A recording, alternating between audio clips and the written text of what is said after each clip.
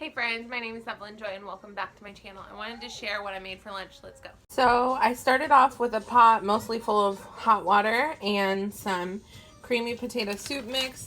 I added in some white egg noodles and some frozen grilled chicken breast strips and some garlic salt.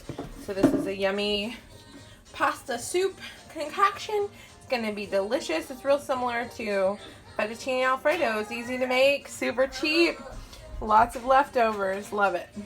Tell me in the comments what you're having for lunch. Have a good day. Bye. Caleb's having blueberries. You like it? You like your blueberries, Bunny? This is his favorite food.